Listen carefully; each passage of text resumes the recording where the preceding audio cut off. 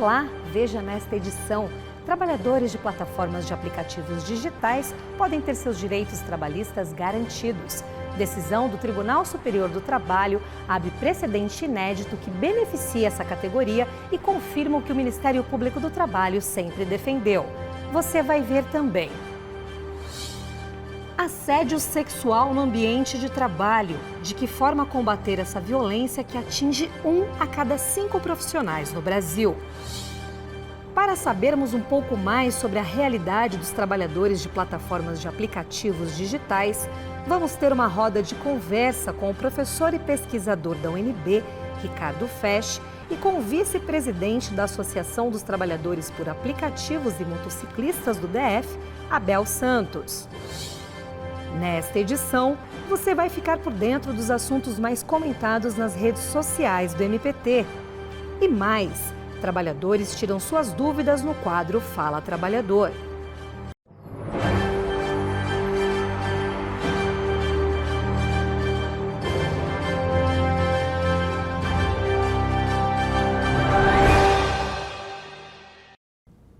As significativas transformações tecnológicas e o avanço da inteligência artificial trouxeram diferentes perfis de organização empresarial. Se, por um lado, as plataformas digitais, como os serviços de transporte de passageiros que você utiliza ou aqueles de entrega de mercadorias, trouxeram facilidades para o dia a dia, por outro, criaram uma nova relação de trabalho.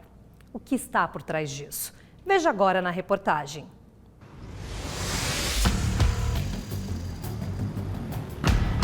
O trabalho começa cedo. Às 7h30 da manhã, o entregador William liga o aplicativo. E assim vai até a meia-noite. São mais de 15 horas de trabalho. Ele conta que já chegou a fazer 25 corridas por dia. William deixou o antigo emprego de cinegrafista para investir nas plataformas digitais. Mas agora, 3 anos depois, o novo modelo de trabalho que prometia bons rendimentos e liberdade de horário já não é tão atrativo. Quando eu comecei, eu vi um ganho muito rápido. Aí eu falei, opa, peraí, vou ficar por aqui, né?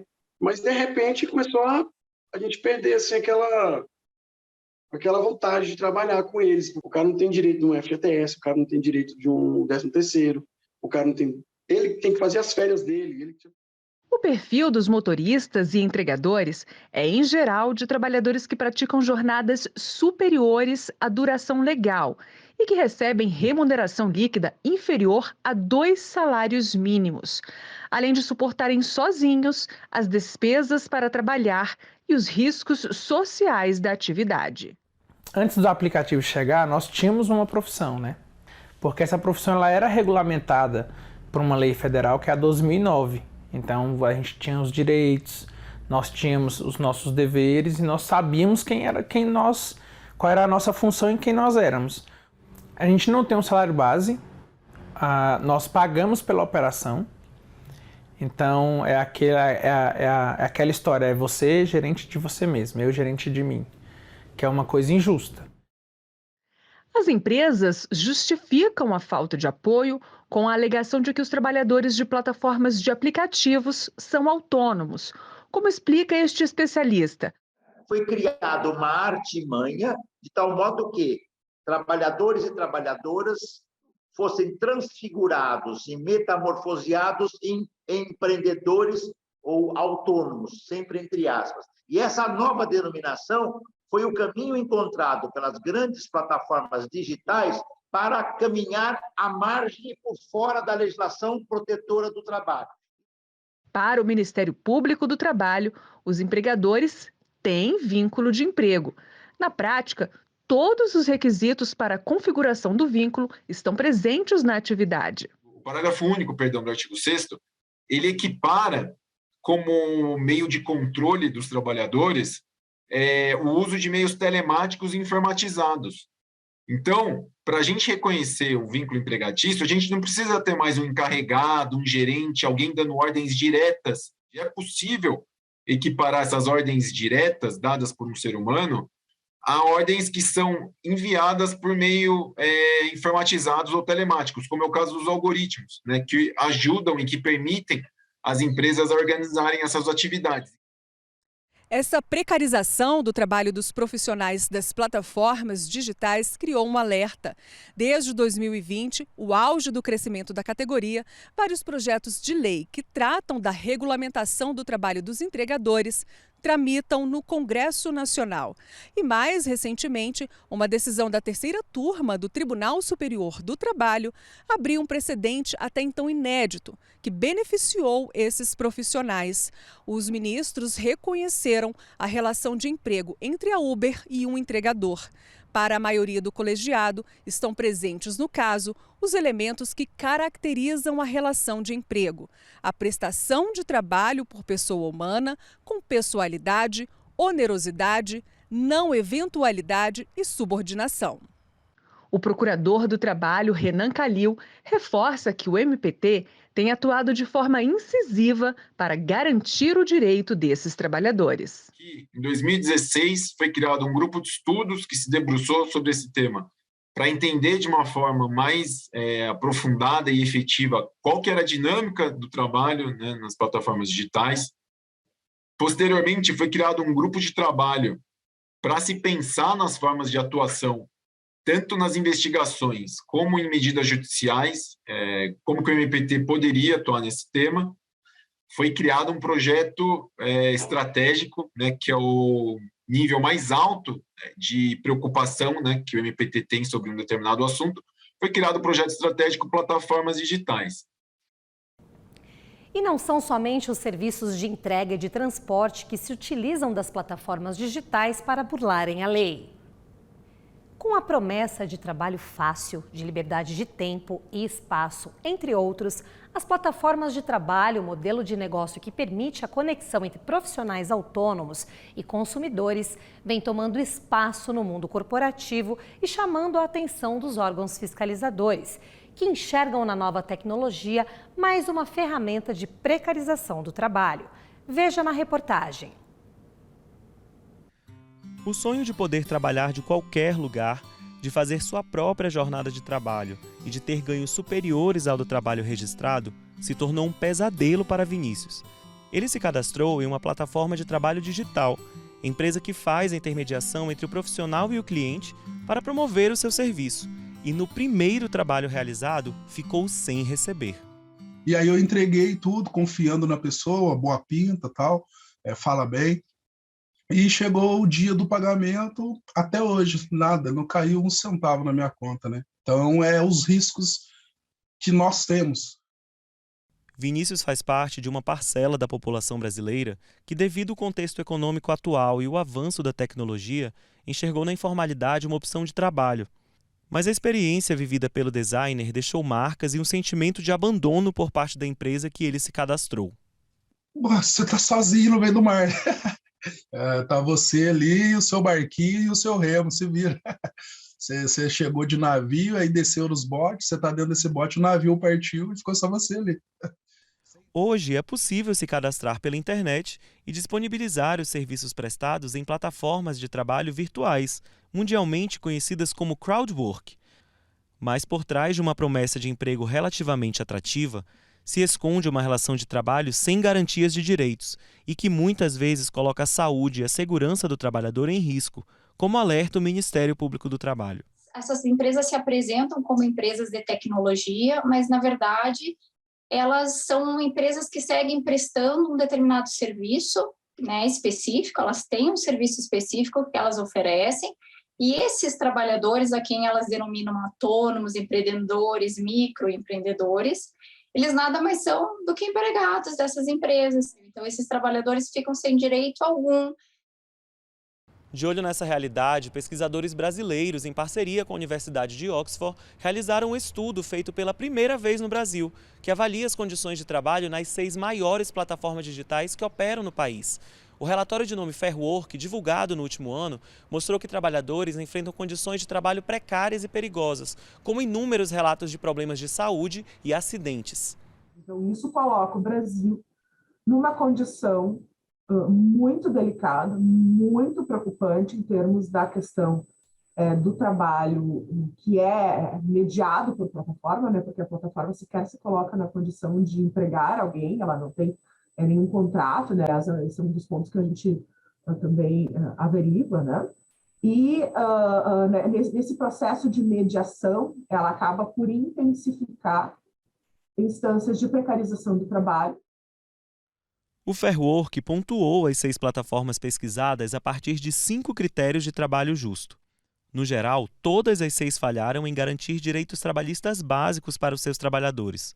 O resultado é semelhante a de outros países da América Latina, como Chile e Equador.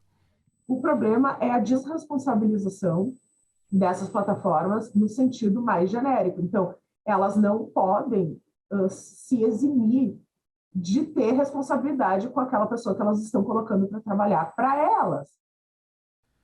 O Ministério Público do Trabalho, preocupado com a precarização das relações de trabalho nas plataformas digitais, vem atuando na busca pela melhoria das condições de saúde e segurança nas atividades desenvolvidas por trabalhadores que realizam essas atividades.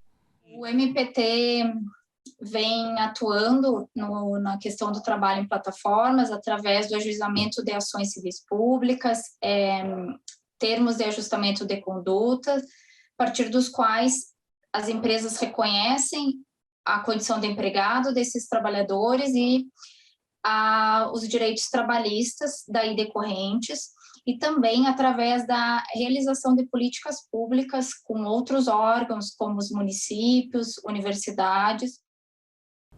Um elogio constrangedor, uma piadinha com segundas intenções, uma investida do chefe ou de um colega no ambiente de trabalho. O assédio sexual é uma violência que atinge quase metade das mulheres ativas no mercado de trabalho. O que fazer então para combatê-lo? Veja na reportagem de Michele Castro. Eu fiquei com medo, eu fiquei, meu Deus do céu, o que eu falo para esse homem? Eu mando ele parar, eu mando ele me deixar em paz, mas e se ele fizer alguma coisa comigo? A história de Lenir é apenas uma entre milhões. No Brasil, 1 a cada 5 profissionais diz ter sofrido assédio sexual no ambiente de trabalho. A maior parte é de mulheres negras, que recebem entre 2 e 6 salários mínimos. Está no Código Penal.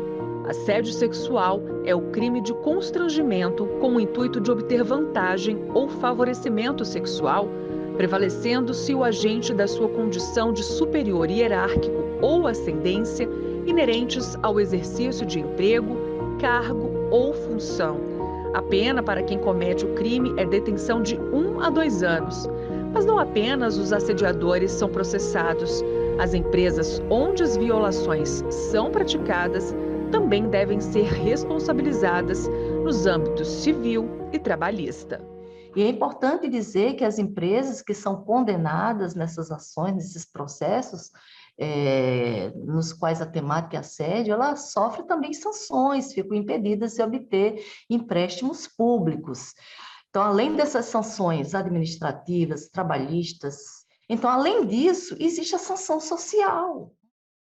No Brasil, processos referentes ao crime de assédio sexual no ambiente de trabalho geraram indenizações de mais de 126 milhões de reais em 2018. Entre 2015 e 2017, varas e tribunais regionais trabalhistas do país receberam 20 mil ações decorrentes de denúncias de assédio sexual no trabalho. Mesmo com números expressivos, ainda há muita subnotificação. A principal causa é o medo de denunciar. Por isso que a gente precisa pensar sobre isso e de fato, amparar essas mulheres, amparar essas vítimas e tornar o próprio sistema de justiça, a rede de acolhimento, lugares confiáveis. O Ministério Público do Trabalho tem atuado para combater o assédio sexual no ambiente de trabalho. Uma cartilha elaborada por meio da Cor de Igualdade, Coordenadoria Nacional de Promoção da Igualdade de Oportunidades e Eliminação da Discriminação no Trabalho, esclarece as principais dúvidas de quem passou ou passa por situação de assédio. Outra prioridade do MPT é estimular que empregadores atuem de forma preventiva e repressiva no combate ao assédio sexual. O Hospital Santa Marta, em Brasília, é uma das empresas que adota medidas neste sentido. Hoje em dia, essas denúncias são apuradas dentro de um comitê de compliance aqui no Santa Marta. E o comitê de compliance, ele tem essa autonomia no indicativo a partir do momento de uma votação daquela denúncia que já foi apurada para que sejam exercidas ações cabíveis, tais como as medidas disciplinares. O assédio sexual nem sempre ocorre no ambiente de trabalho, mas para comprovar esse tipo de crime, é necessário que a relação entre a vítima e o agressor seja decorrente do trabalho. A abordagem pode ser feita de diferentes maneiras, durante uma reunião ou viagem de trabalho, um almoço e até mensagens e comentários no ambiente virtual. Mas independente do local onde é praticado, o assédio sexual deixa marcas difíceis de apagar. O assédio ele traz consequências muito danosas para a saúde do trabalhador física, a saúde mental. Há pessoas, as vítimas de assédio sexual, elas desenvolvem ansiedade, síndrome do pânico, depressão, muitas tentam suicídio. E eu fiquei meio que traumatizada em relação a conseguir emprego. Sempre quando eu chegava em uma entrevista que eu via que era um homem, eu já não conseguia nem falar das minhas experiências profissionais, eu não conseguia falar nada, eu travei. Então isso daí me prejudicou muito.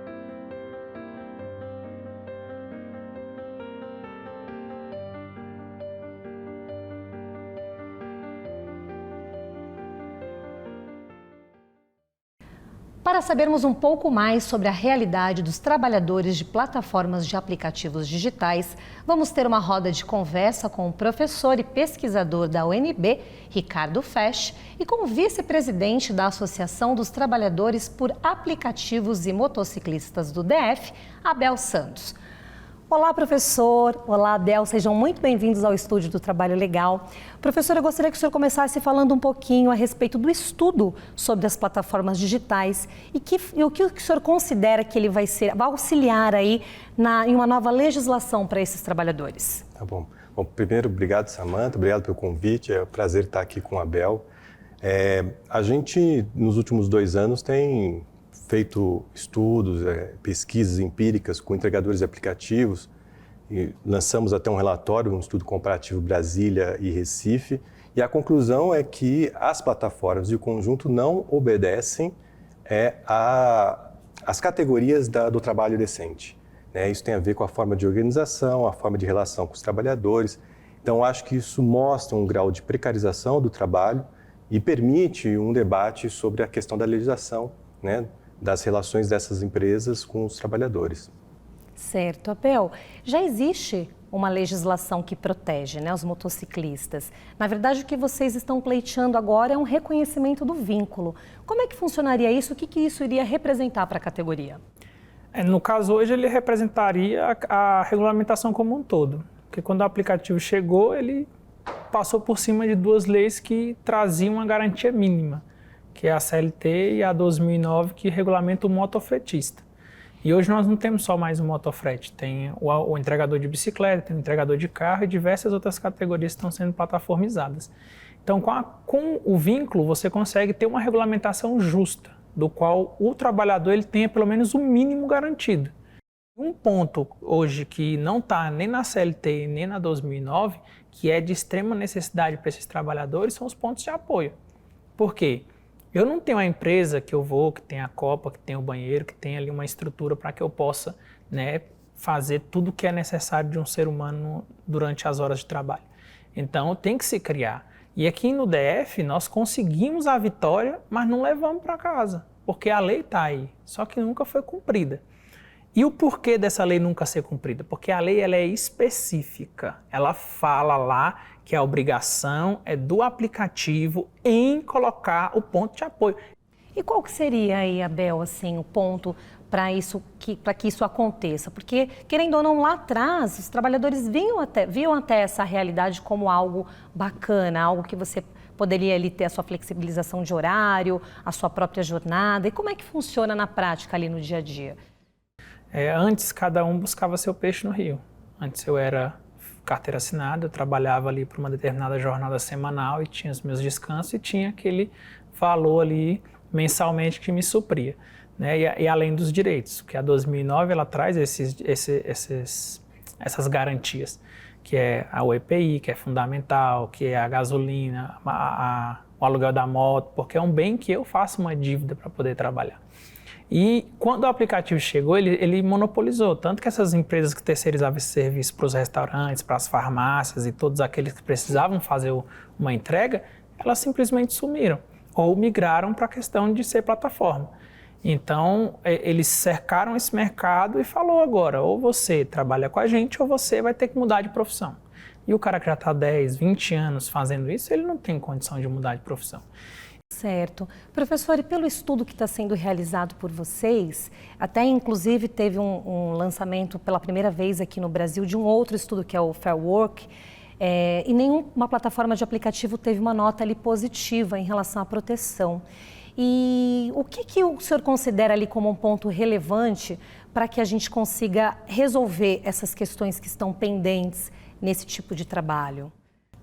Eu acho que a primeira questão é isso, é essa demonstração desses estudos, que o trabalhador, ao assumir os riscos do trabalho e não ter uma legislação protetiva que reconheça que há um vínculo empregatício com essas empresas e, portanto, a responsabilidade sobre os acidentes recai sobre os trabalhadores, fica desigual a relação. Então, aí a gente entra a necessidade do papel do Estado na proteção dos trabalhadores, né? E o cenário que nós estamos vendo desde as últimas décadas é de retirada de direitos, né? Então, a balança na relação de negociação, ela pende mais para os empresários, para essas grandes empresas, as plataformas. Então, isso tem sido bastante complicado. Bom, mais uma vez eu gostaria de agradecer a presença de vocês aqui no estúdio. A nossa roda de conversa fica por aqui. Vamos para um breve intervalo e já voltamos com as notícias mais comentadas nas redes sociais do MPT. Não saia daí, a gente volta já. Chegou o momento de você ficar por dentro das notícias mais comentadas nas redes sociais do MPT. Nós contamos com o apoio das equipes de comunicação das regionais nos estados para virem contar para vocês o que mais bombou nas redes.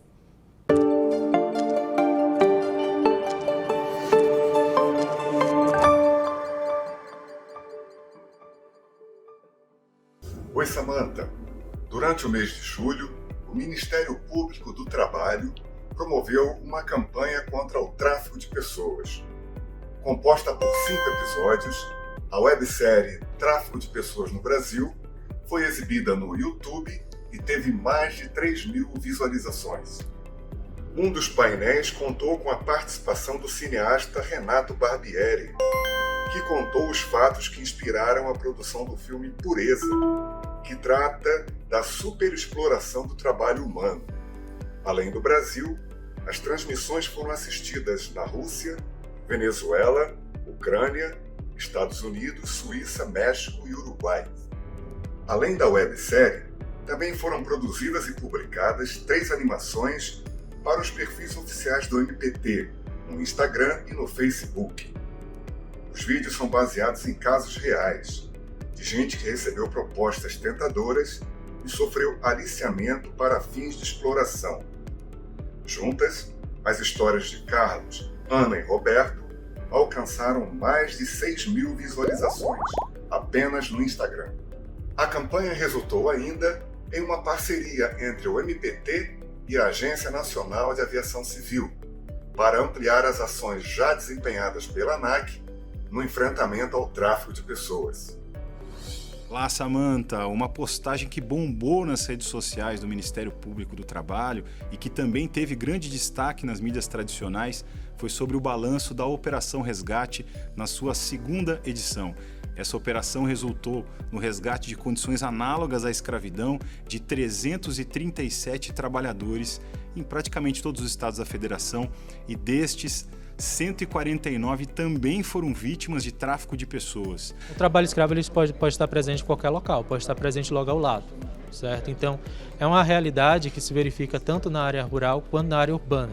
Geralmente é uma quantidade maior de resgates na área rural, até porque o volume de trabalhadores nas fazendas, sobretudo em fazendas distantes de centros urbanos, costuma ser maior do que nos estabelecimentos urbanos, né? Aqui no interior de São Paulo, o foco foi no corte de cana-de-açúcar, mas em outros estados também teve casos na colheita de café, na produção de bovino e outras culturas, inclusive também no trabalho doméstico e outras atividades urbanas.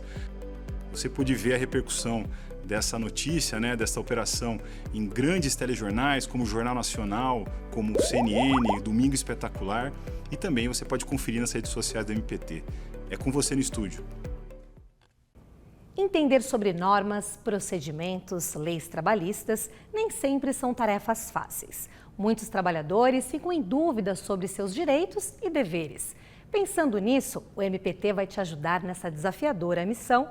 Agora é com você. Fala, trabalhador!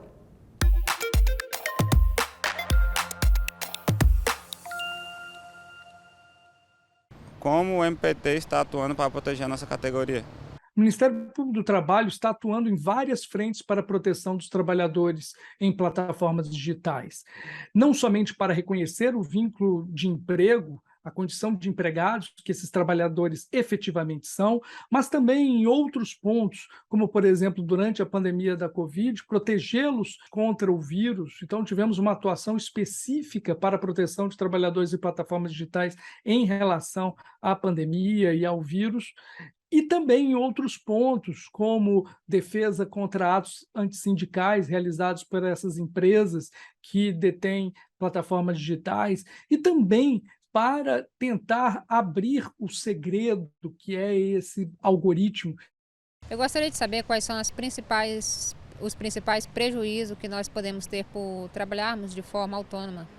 Se considerássemos os trabalhadores em plataformas digitais como autônomos, eles perderiam todos, absolutamente todos os direitos, direitos de cidadania, direitos trabalhistas. Então, esses trabalhadores ficariam à própria sorte.